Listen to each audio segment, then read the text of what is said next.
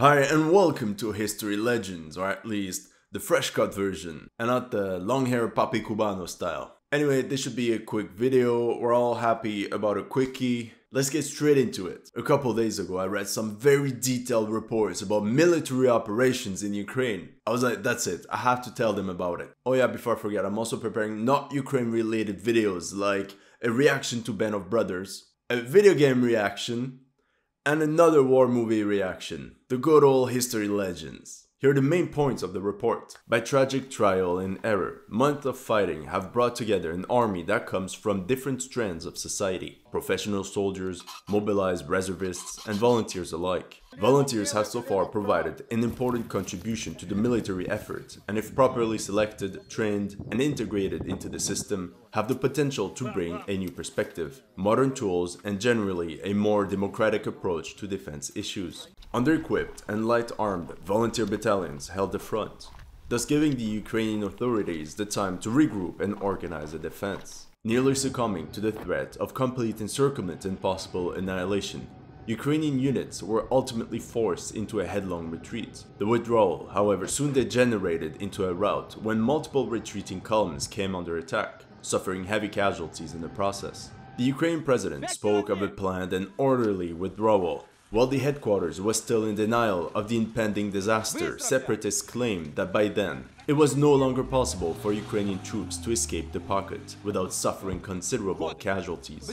Apparently, neither the General Staff nor the Sector Command had been aware of the evacuation plan, which had instead been put together hastily and spontaneously by a group of enterprising officers. When it became clear to them that the troops would be betrayed and that the chances for them to get out of the kettle alive were becoming increasingly slim, around 50 men in defense of strongpoint Zenith were able to successfully withdraw 20 kilometers on foot, finally reaching friendly lines at 4:40 in the morning. Although the separatists by now claimed to have surrounded the entire salient, Ukrainian High Command maintained that the encirclement was not yet complete. However, in reality, while not entirely cut off, all the roads leading in and out of the city were under continued and effective Russian artillery shelling. Numerous Ukrainian armored vehicles, trucks, lots of ammunition, and other military hardware left behind damaged or intact. Sources would soon start to contradict each other in no small amount as to how many of the troops actually made it out alive. Ukrainian paratroopers and special forces had meanwhile taken possession of a number of heights to enable them to cover the retreating columns.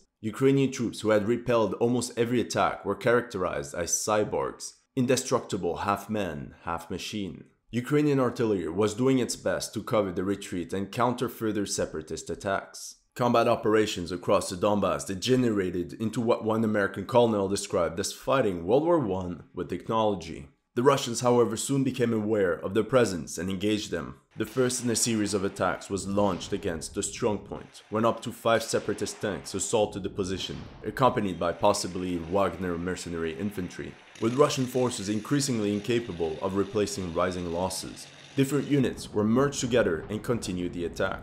However, notwithstanding the scale and diversity of Russian military support, separatist forces probably bore the brunt of the regular day-to-day fighting. Ukrainian forces officially suffered 136 KIA and 331 wounded over the course of the battle. It seems highly likely that Ukraine casualty numbers lay much higher than officially admitted, because this data is not including volunteer battalions that made up 80% of Ukrainian troops. Western journalists witnessed the Ukrainian troops streaming back into Bakhmut, likewise raising their doubts regarding the Ukraine headquarters' version of events. The uncertain conduct of operations and the tragic defeats suffered by the Ukrainian forces have highlighted a growing rift within the political and military leadership. A clash of civilization has become evident within the Ministry of Defense and the General Staff. It is a clash between a Soviet-style resource management and operation planning, and a more open and horizontal approach.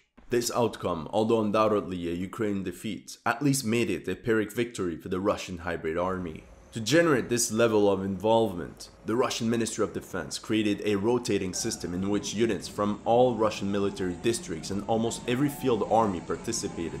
Usually organized into BTGs, these were generally derived from a single division or brigade and deployed at the center of gravity, where they were used as shock troops alongside less trained separatist forces.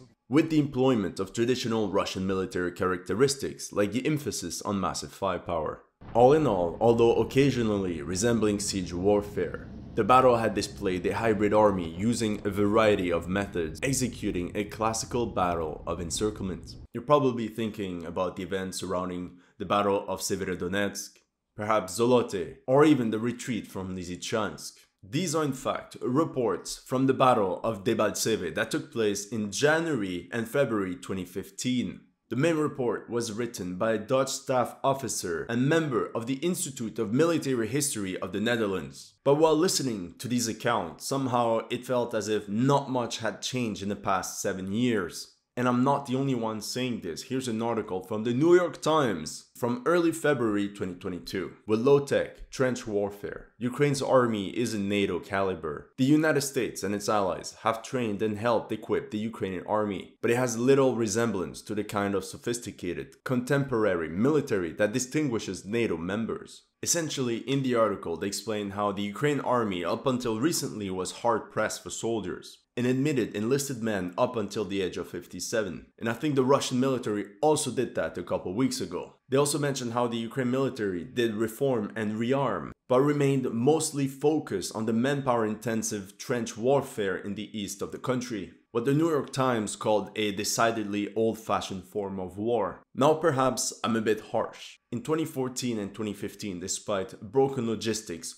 old equipment and minimal foreign aid, Ukraine relied on its own capabilities and with that managed to contain separatist progression. And it is undeniable that in 2022 the armed forces of Ukraine are in much better shape than they were in 2015. The Ukrainian army has grown from about 6,000 combat-ready troops in 2014 to nearly 150,000, with most of the regular forces having gone through rotation on the front at least once. First of all, they regrouped and integrated all privately funded volunteer battalions into the regular army. After that, analysts generally agree that the creation of Ukrainian special forces is one of the most significant improvements since 2014.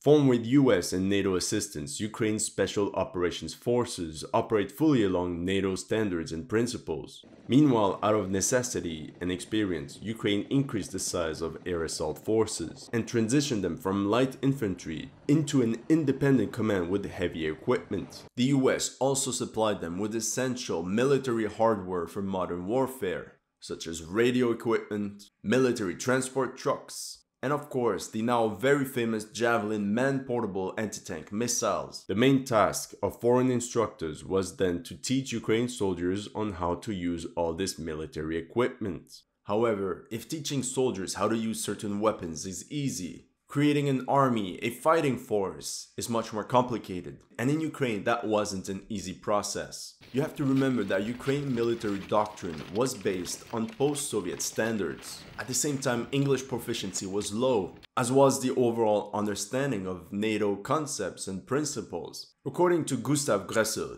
a specialist in Russian military issues at the European Council on Foreign Relations, one of the main weaknesses of the Ukraine defense system came from the military doctrine that was developed during the Soviet era. But he claims that NATO training allowed Ukrainian officers and soldiers to unlearn these old reflexes that, as you can imagine, were very predictable for Moscow. And the biggest blow to the country was that part of Ukraine's defense industry capacity was lost in 2014 and 2015, as more than 20 defense industry companies, including ammunition factories, were based in occupied parts of Ukraine. Which explains the situation now in 2022 where they have to rely 100% on foreign supplies of ammunition. And in the reports I read, the question is, why didn't Ukraine start to rebuild its military industry but elsewhere? Where did all the money go? But I think that NICOLO FASOLA got it right. He's a specialist in security issues in the former Soviet territories at the University of Birmingham. In December 2021, he summarized the situation pretty well. Trench war in Donbass is a low-intensity conflict quite close to guerrilla warfare. And this has led the West and Kyiv to focus on military doctrines and equipment suitable for this type of confrontation. And because of that, most of the tactical training provided by NATO revolved around raids,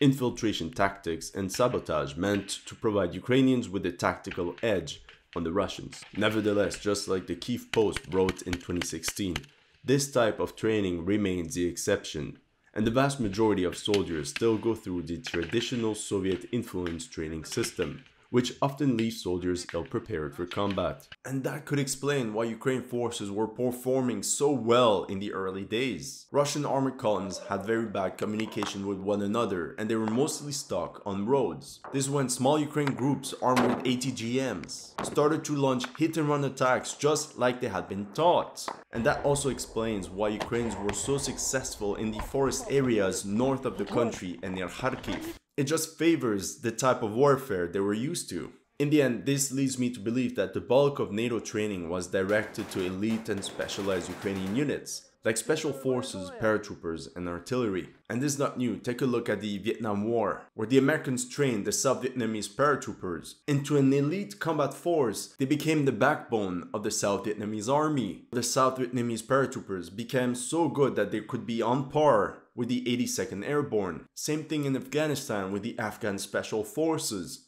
They got all the training, all the good weapons, and in the end, these were the guys that NATO relied on. But when the Ukraine High Command accepted the battle for Donbass, and that the battle became conventional and very slow, it became much more complicated for the Ukrainians to launch these sort of guerrilla type of attacks. The Russians would only resort to shelling them day and night. At the same time, Ukrainian brigade and battalion commanders, they were never taught on how to maneuver or even on how to launch coordinated offensives. And this explains why, in a report to Congress in January 2022, it was mentioned that NATO and US support are crucial to training efforts, although most training is limited to the battalion level, because that was the scope of operations in Donbass for years. And again, I'm not trying to blame anyone, I'm just saying that the lesson is that it takes a long time to restructure and rebuild a new army. Anyway, I hope you enjoyed this quick video. I just wanted to share these findings with you. Let me know in the comment section what you thought about it. If you're new to the channel, make sure to like and subscribe. And as always, if you want to support my work, make sure to check out my Patreon and PayPal. The link is in the description.